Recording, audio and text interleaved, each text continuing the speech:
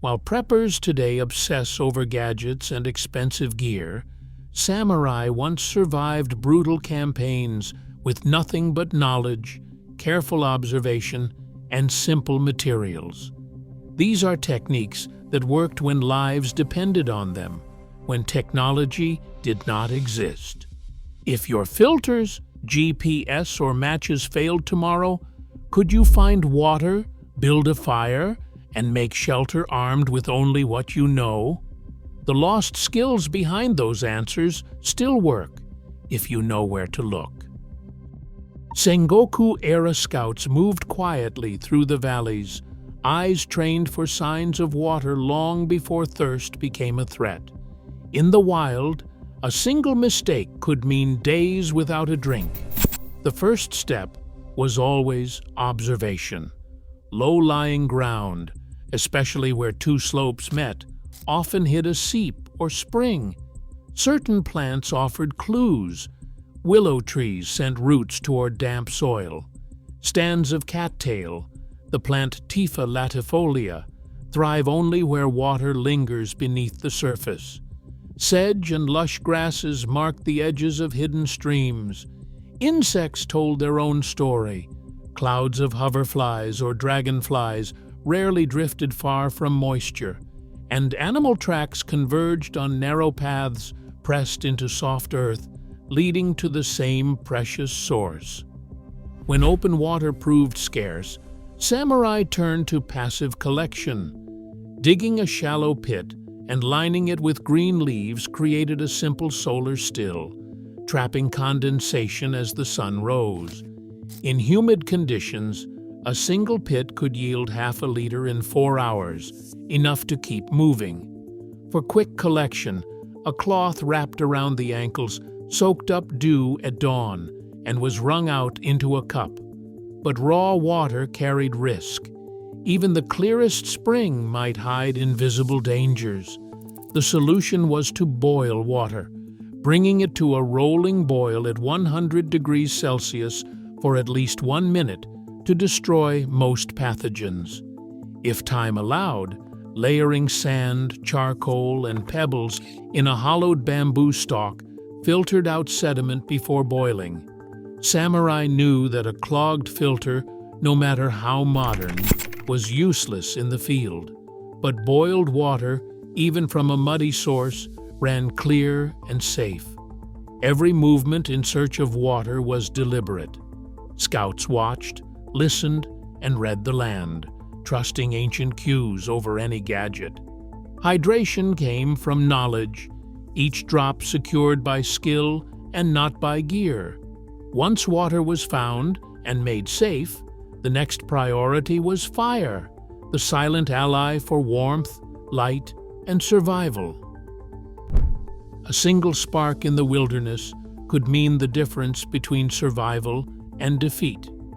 Samurai on campaign, cut off from supply lines, relied on friction fire, a method preserved by Yamabushi mountain ascetics and encoded in martial scrolls like the Katori Shinto Ryu Densho. The bow drill stands at the heart of this skill. It begins with careful selection, a spindle of cedar no thicker than a thumb and about as long as a handspan, paired with a hearthboard of the same wood. Both must be dry, free of resin, and carved smooth. The bow itself is a flexible branch, strung tight with cordage twisted from plant fibers, or even a strip of torn clothing. A fire ring cleared of debris in a 3-meter circle keeps stray embers from wandering into the brush. Kneeling, hands steady, the spindle is looped in the bowstring and pressed into the hearth. One hand anchors the top with a socket, often a stone or a knot of hardwood, while the other draws the bow back and forth in a steady rhythm. The spindle spins, biting into the hearth, and soon the scent of scorched wood mingles with sweat. Fine black dust gathers at the notch cut in the hearthboard, growing warmer with every stroke. Tinder is everything. Samurai gathered punk wood from rotten logs, cattail fluff, or dry grass, forming a nest ready to cradle the ember. After several minutes of effort, a faint wisp of smoke appears. The dust glows, a single ember born from friction. With practiced care, the ember is tipped into the tinder bundle. Breath fans the glow until, with a sudden leap, flame bursts forth, heat, light, and the promise of cooked food or safe water. Modern lighters fail when soaked, but a friction ember endures damp and wind with patience and skill. Fire is secured not by gadgets, but by hands, knowledge, and the discipline to keep trying until flame answers. The same fire will boil water, warm shelter, and forge tools, carrying the survivor one step further into the night. Edo period travelers crossing mountain passes faced nights where a wrong move meant exposure to wind, rain, or snow.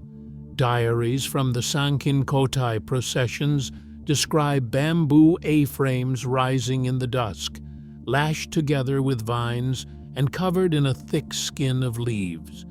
The first step is always judgment, choosing a site just above the valley floor, far from flood paths, with a natural windbreak at the back. Fallen logs or dense brush can shield against gusts, but never camp beneath a dead limb or a leaning tree. The frame comes next. 2 sturdy poles, each the length of a man's arm, are driven into the ground at an angle to meet at a ridge. A third pole runs between them, forming the backbone. Vines, or inner bark, twisted into cordage, bind the joints tight. The geometry is simple, an A-frame stable against wind and able to shed rain. Once the skeleton stands, insulation becomes the difference between comfort and cold. 10 inches of debris, including leaves, pine needles, and grass, are layered thick over the frame. This depth is not guesswork.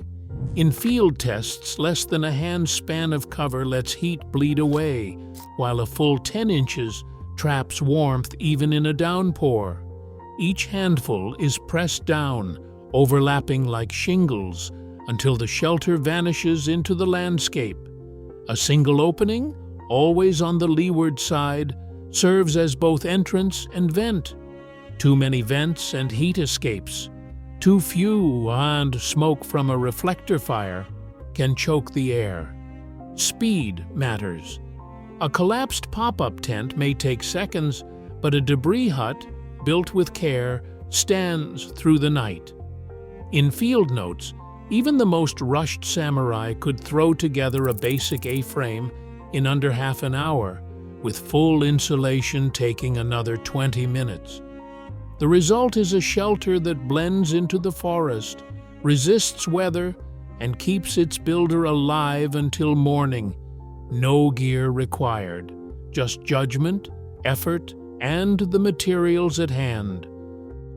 Sunrise over the ridges meant it was time to move. Without a compass, samurai scouts relied on the sky and the land for direction. The stick shadow method, passed down through generations, needed nothing but a straight branch and patience. Plant the stick upright in open ground. Mark the tip of its shadow with a small stone. This first point faces west. Wait 15 to 20 minutes, then mark the new tip. Draw a line connecting both marks. This is your east-west axis. Stand with the first mark on your left, the second on your right. Now you are facing true north. Even when clouds threatened, the rhythm of the sun offered a reliable bearing, long after any gadget had failed. In the field, this simple test could mean the difference between circling lost and finding the next valley. Once oriented, hunger pressed in. Scouts mapped resources as they traveled, memorizing stands of edible plants and safe foraging zones. In the siege of Osaka, foragers gathered bracken fern, Pteridium aquilinum, knowing its young shoots were edible only after careful preparation. Raw, the plant carries toxins that can sicken or kill. The secret was patience. Harvest the curled shoots, then boil them 3 times, changing the water each cycle. This triple boil method leaches out the harmful compounds, leaving a mild, starchy food. Bracken joined knotweed, wild greens, and roots in the forager's pack, each plant identified by shape, season, and the absence of milky sap or bitter taste. Survival depended on observation and restraint, never eating what could not be named, never trusting a single sign. Navigation and foraging worked hand in hand. Each new direction opened a map of resources, each meal earned by reading the land, not by chance. In the absence of modern tools, the world itself became the guide. A single-figure 4-trap, carved from a green sapling and balanced with a flat stone, could feed a samurai when supplies ran out.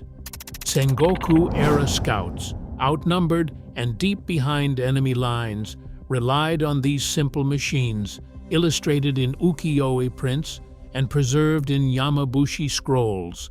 The geometry is precise. 3 notched sticks interlock and hold the weight of a stone just above a baited trigger.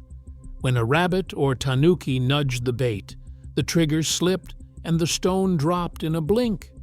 Placement mattered as much as construction. Traps set along narrow animal trails where tracks showed fresh passage brought results. Each trap had to be checked every dawn. Left too long, a catch could spoil or attract scavengers. Ethics guided the hand, no endangered species, no waste, and always following local laws. Cordage was just as vital. Without rope, even the best trap would fail.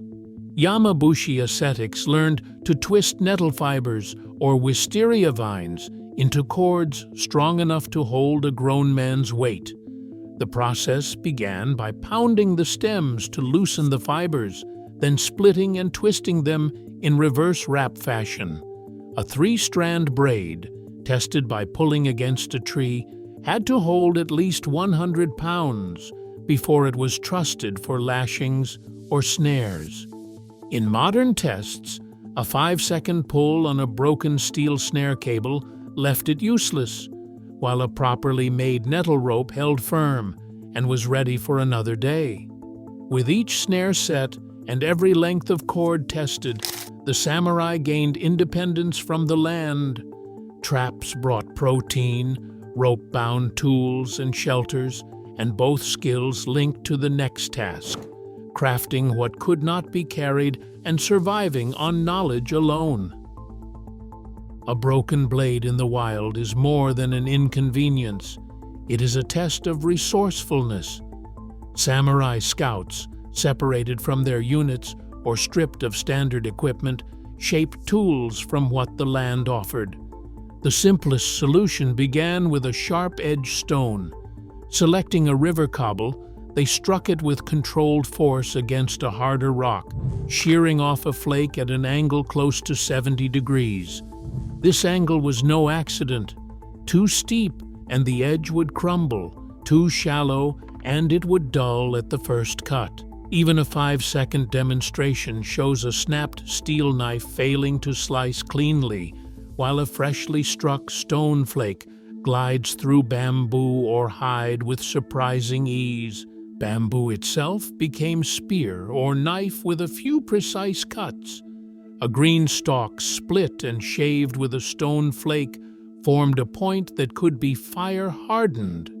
The process called for patience, rotating the tip over coals, never in direct flame, until the fibers caramelized and stiffened. For binding, twisted vine or homemade cordage, lashed blade to handle, securing the join. Tool maintenance was as important as creation. When an edge chipped, scouts resharpened with a river stone working the blade at a steady angle. If a handle cracked, resin from pine sap, heated and cooled for 30 minutes, repaired or sealed the split. Every improvised tool was tested before use to ensure safety. Field craft manuals from the Edo period warned, never carry an untested blade, and always check local laws for what counts as a legal tool. These habits, shaping, sharpening, and repairing, close the loop of self-sufficiency. With nothing but stone, wood, and plant resin, a samurai could carve, defend, and adapt, trusting skill over any lost or broken gear. A knife slips in the brush, blood wells up, turning a small cut into a serious threat far from any clinic. Samurai field medics, schooled in the Yagyu herb scrolls, worked fast, lessons born of campaigns where infection could end a warrior's journey faster than any blade. The first move is always pressure. A clean cloth or a handful of crushed yarrow leaves pressed firmly to the wound slows bleeding within minutes. Elevating the limb above the heart helps gravity do its part. No fancy kit and no gauze, just knowledge and what the land provides. Once the bleeding stops, the wound is flushed with boiled water. Even a simple stream, if made safe by fire, washes away dirt and grit. Tweezers or fingers remove debris, careful not to push anything deeper. Yarrow called Achillea doubles as a poultice, the leaves mashed into a green paste and laid directly on the cut. Modern tests show yarrow speeds clotting and fights infection, but allergies are real. Any sign of rash means another plant must serve. A strip of clean cloth binds everything in place, changed with the sunrise, or if soaked through. No poultice replaces a doctor, but in the wild, this triage buys precious time. Signs of infection such as redness, swelling, or fever mean it is time to move, not wait. Decisive action can save a life. Storms threaten more than wounds. Samurai learned to read the sky as closely as a map. A crisp white ring, a ring at 22 degrees around the sun or moon, signals cirrostratus clouds high overhead, ice crystals bending the light. In temperate lands like Honshu, this halo warns of rain within 1 or 2 days, more than 70% of the time. Diaries from the Sankin Kotai processions mention these halos, old hands telling younger scouts to finish repairs, secure food, and double-check shelter when that ring appeared. Cirrus streaks, sheep-back clouds, and a sudden shift in wind direction all add to the forecast. When the air grows heavy and birds fall silent, it is time to prepare. In the field, anticipation beats reaction. Wounds should be dressed, gear packed, and a dry camp ready before the first drop falls. Survival meant caring for the body and reading the world, trusting in skill over luck or equipment. Any use of wild plants carries risk. Yarrow works for most, but allergies and deeper wounds need real medical care. These techniques buy time, not miracles. When in doubt, seek help as soon as possible. Ancient knowledge keeps you in the fight, but wisdom means knowing when to call for more. A samurai scout pressed low against the hillside, eyes flicking across the tangled brush. Camouflage began with a simple principle: break the outline. Mud smeared across the face, a handful of leaves tucked into the headband, and a cloak patterned from scraps of netting or woven grass. Each detail blurred the human shape against the forest. In the siege of Odawara, defenders slipped past enemy lines by layering broad leaves over a rough net, their silhouettes dissolving at dusk. Modern field tests echo this. A 5-second camouflage net strung between saplings disrupts the body's outline better than any single layer of leaf or mud. Yet the simplest disguise, a cloak dragged through wet leaves, still fools the eye at a distance, especially when combined with shadow and stillness. Movement, not color, betrays the hidden. Scouts advanced in short bursts, 3 to 5 seconds of careful motion, then a freeze. Studies of human vision show that after 4 to 7 seconds of stillness, an observer's eyes adjust, scanning for movement and missing what blends into the background. Samurai manuals advised timing each dash to the rhythm of the wind or the call of a crow, then sinking into silence. A single misplaced step, a twitch at the wrong moment, could undo hours of careful concealment. The difference between discovery and escape lay in discipline. Move, freeze, wait for the world to settle, then move again. But even perfect camouflage falters under stress. The heart pounds, breath quickens, and nerves threaten to betray the body.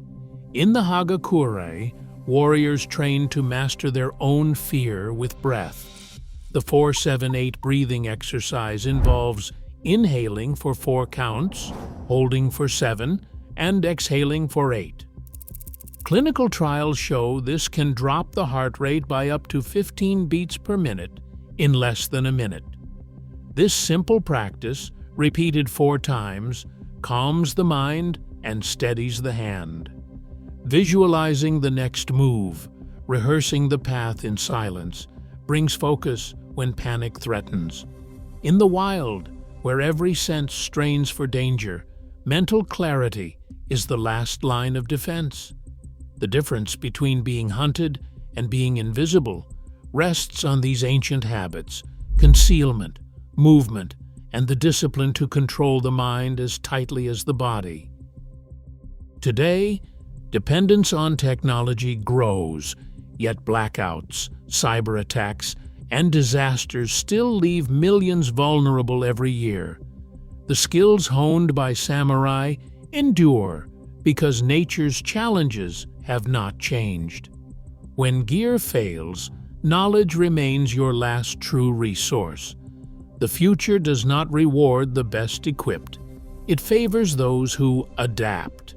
The real question is, when the lights go out, what do you truly know? Share your thoughts below.